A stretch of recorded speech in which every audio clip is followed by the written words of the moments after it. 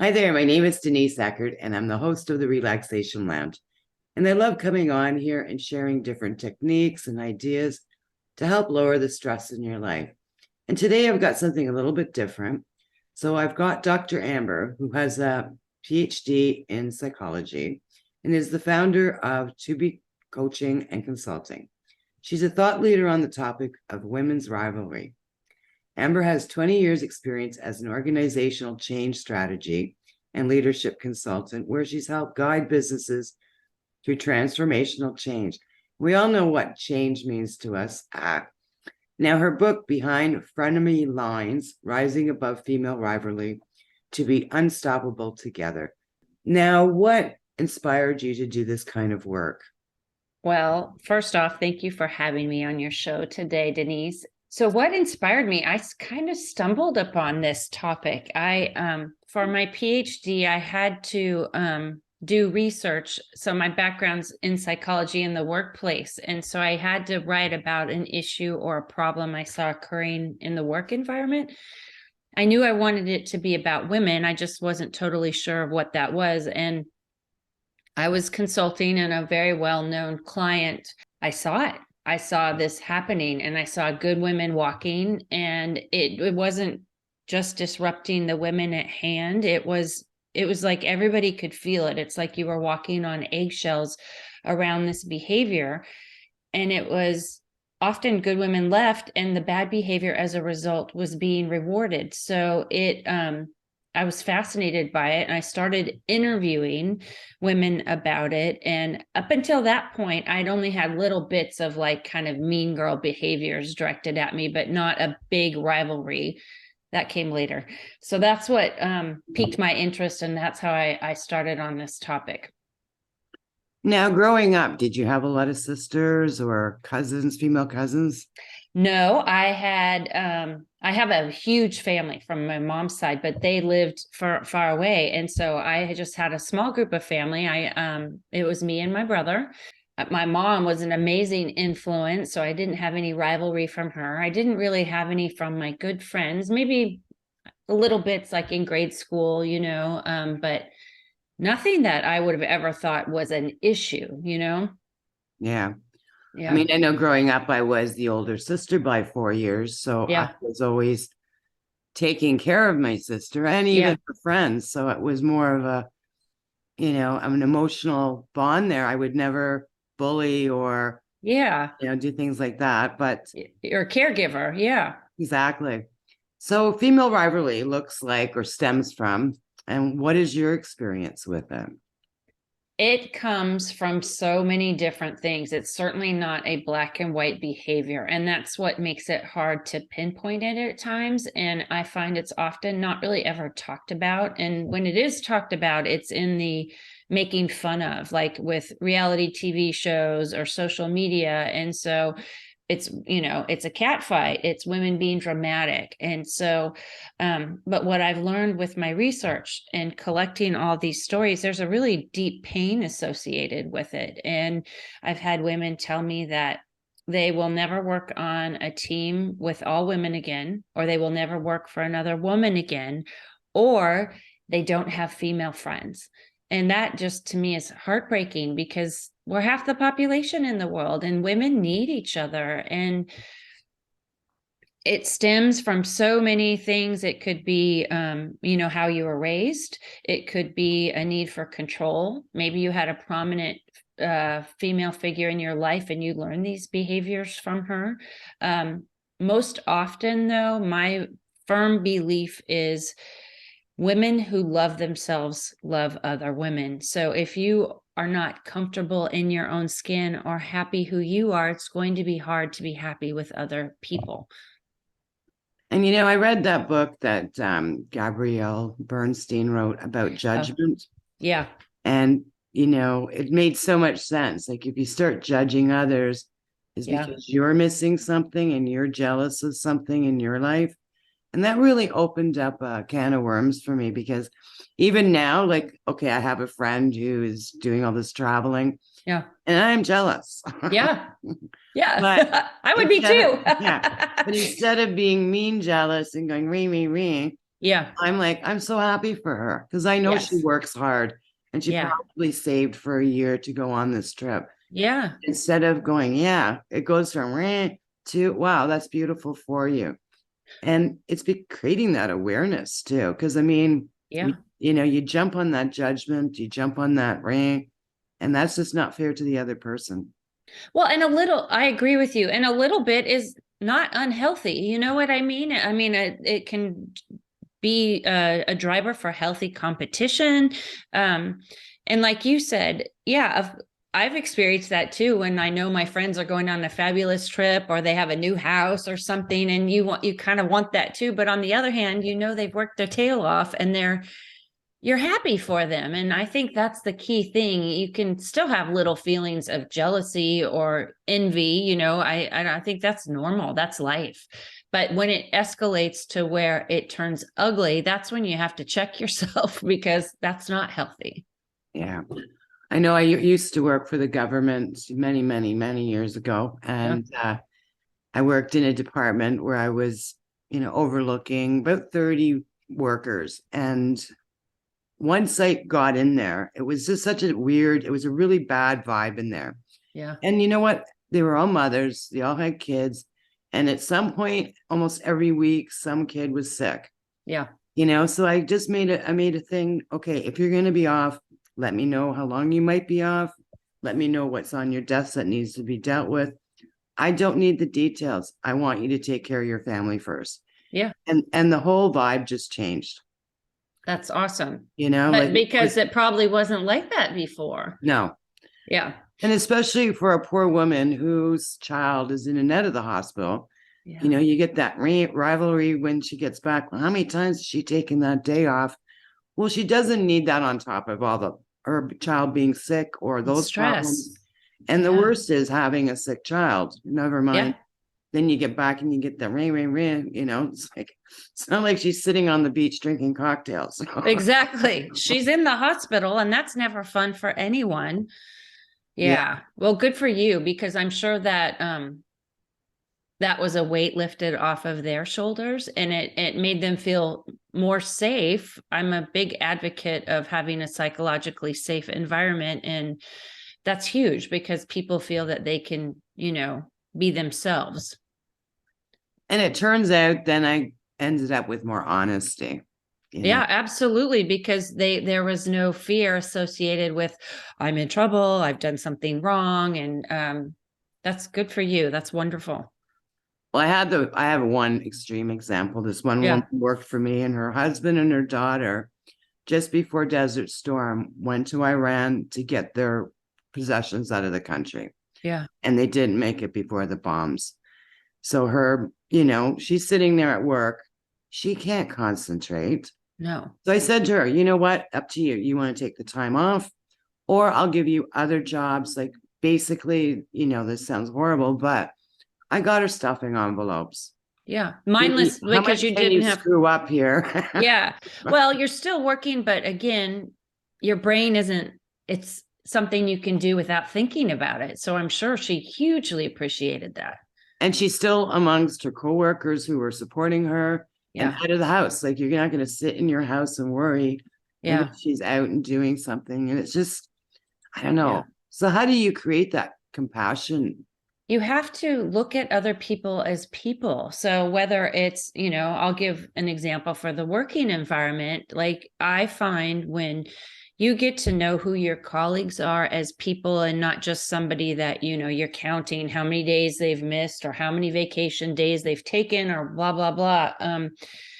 Once you begin to get to know each other as real people, then you see them for who they are. They're not just a number or a fellow worker. So that's a big part of it. I also, in a working environment, I think it's important to have open, transparent communication. That's key. So and that's from top up, bottom up, top down.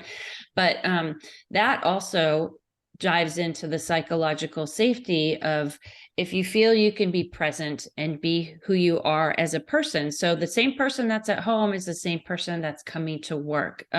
You can be vulnerable. You can tell people, I've for so long in working environments, you would wear a, kind of a professional work hat, and you were different than you are at home. And I think it's slow, but we are starting to evolve and change with that. I think COVID was a big example of how that is happening, but you have to be yourself, because you don't just shut off what's happening at work and not take it home with you. And so it's establishing trust. It's, being fully present, and it has to be at all angles. And that's when you can start to have more empathy and understanding and learn to, get to know people for who they really are. And not looking weak for it. Exactly. That's the huge thing. Everybody's vulnerable, but for so long, it's not been the norm to show that at work. And I think it's weak if you act like you aren't vulnerable or you don't have trust, because think of the stress and how hard that is on your body if you're, have this facade and it's not really you. Like, that is beyond stressful to keep up an image that can just suck the life out of you. And now, as an expert, like, how does society contribute to this problem? Oh gosh. So like opening up a bag of worms the big here.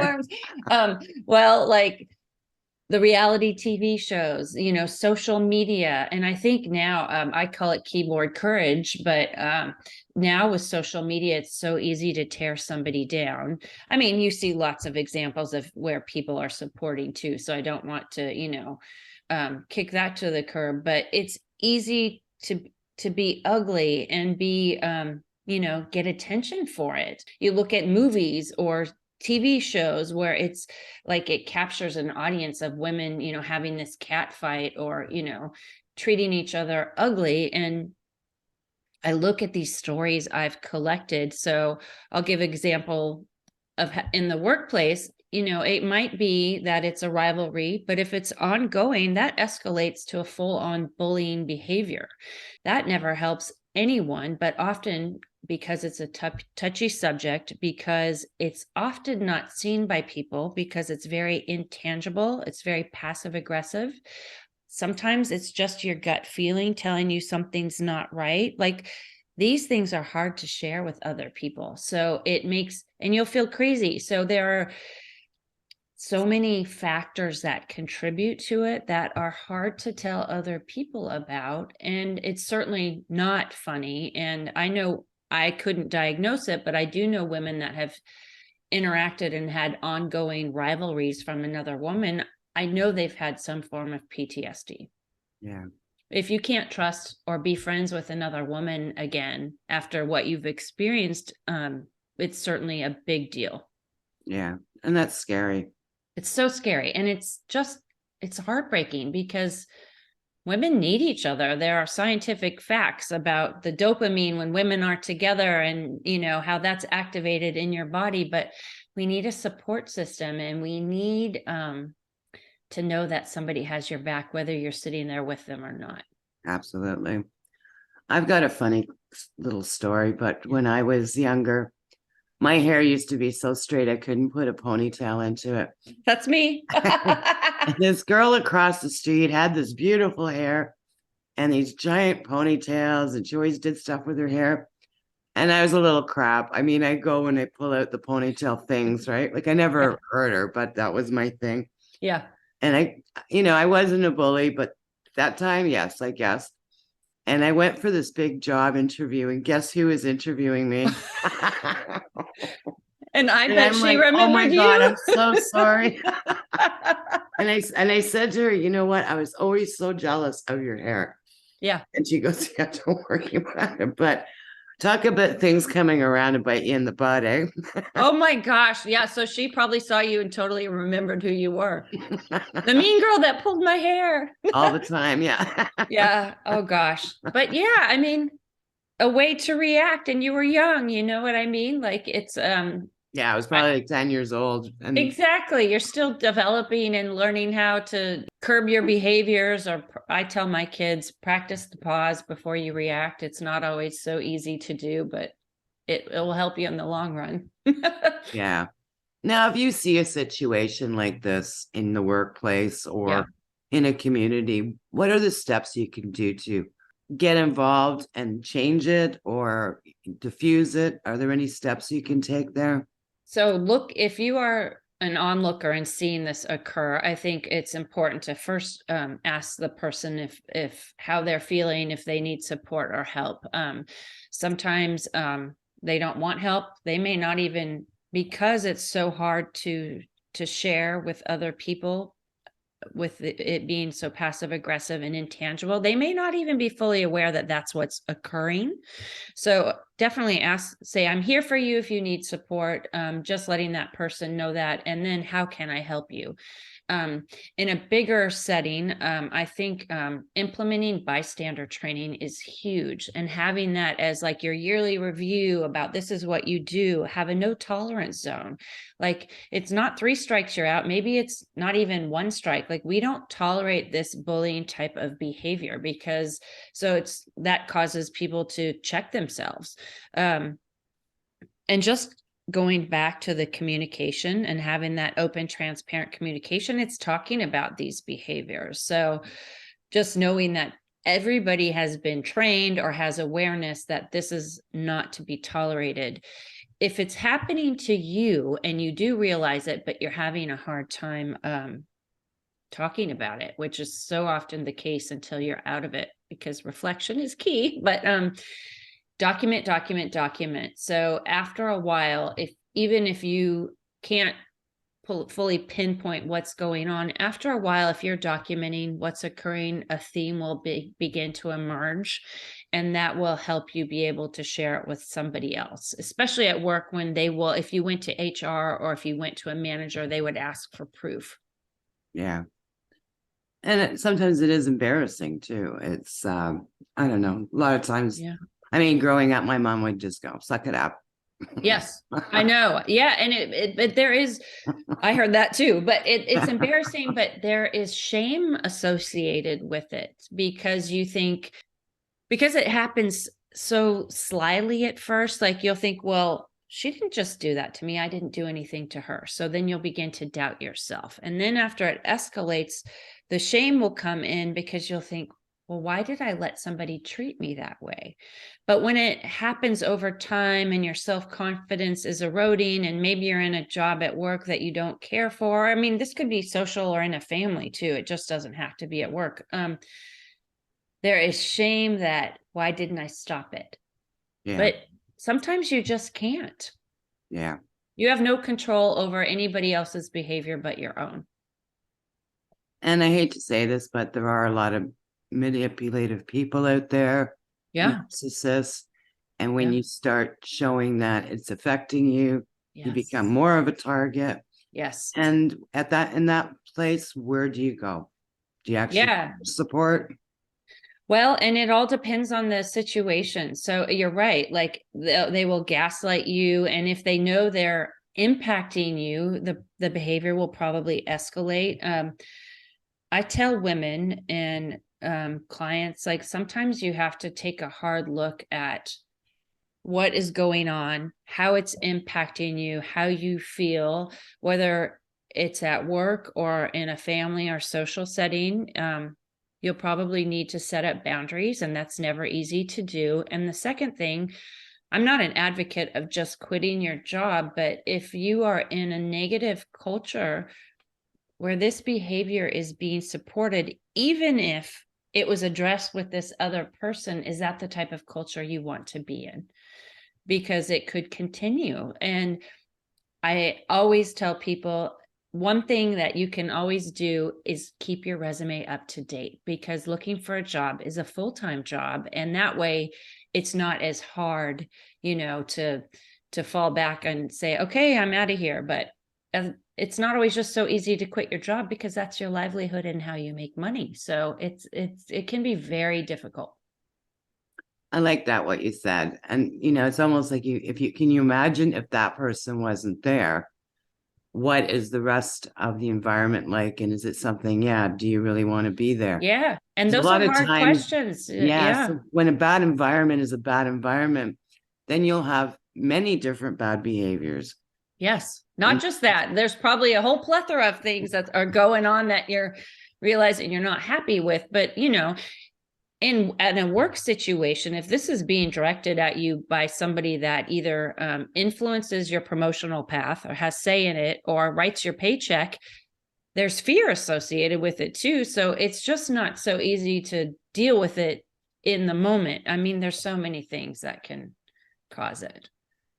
Now, actually, what type of work do you actually do? Well, let's use the word actually a few times. That's okay. I actually, so I give talks on this behavior, a lot of talking to big groups that can be organizations. I do a lot of talks too with mothers and daughters. That's been eye-opening for the moms. I'll do workshops and then going in and conduct assessments on, to know if this is occurring and then what we can do to help you overcome it, or at least acknowledge that it's occurring. So that comes with some consulting work. That's it in a nutshell. And I love that companies are taking this seriously and bringing an external person in and taking a look at the interior culture. Yes, I think the buzzword lately is psychological safety. Yeah, There's truth to it. And I think COVID and different movements that have been occurring are making people look differently about how we work and how we approach it. And again, you spend so much time working, you have to feel safe. And if you look at statistics, like productivity goes up when people feel safe and they feel like they are a contributor and they're part of a team and that people have their back. And so there's something to be said about really diving into what that means to your culture, whether it's work or family or social. absolutely. Now, I understand you have a giveaway for the listeners today. I do. It's how to know if female rivalry is impacting you. So why good women walk. So it just gives highlights about what this looks like. And often with so many women that I've interviewed, like I've said, they didn't realize it was happening when it was occurring. I even experienced this after I did research on it. Just some points to look at and know if it's occurring to kind of help you better understand that, no, you're not crazy. No, you're not alone, that this is a real thing. Wonderful. Okay, so we're going to be wrapping this up. Yeah. So what are your final words of wisdom to share with the audience today? One of the most common things I receive from women who've experienced this is that they feel alone. And that breaks my heart because it doesn't have to be this way. You just have to find your right people, your right group.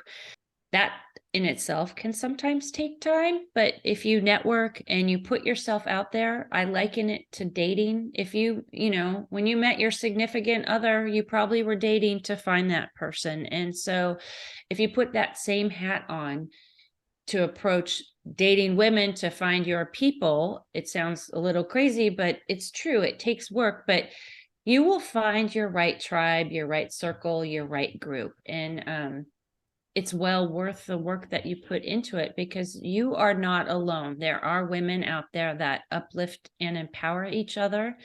And once you have that, it will just change the way you view things. Wonderful. Well, thank you so much for your time today, Dr. Amber. So wherever you're watching or listening to this interview, I will be putting all her contact information, plus her link to the free download. And feel free, if you are experiencing this, feel free to reach out and ask her questions. So thank you so much, Dr. Amber. Thank you for having me. And yes, absolutely reach out. And thank you for listening to this episode, and I will see you in the next one. If you're looking for more ways to reduce the stress in your life, please visit www.therelaxationlounge.info. Here I've got access to a free Facebook page where you can get support, information on the podcast where I interview different individuals who share their techniques to help you reduce your stress, plus a membership that you can join where you can come and do stress-reducing practice on demand anytime you need to reduce the stress in your life and create more happiness in your world. I'll see you in the lounge.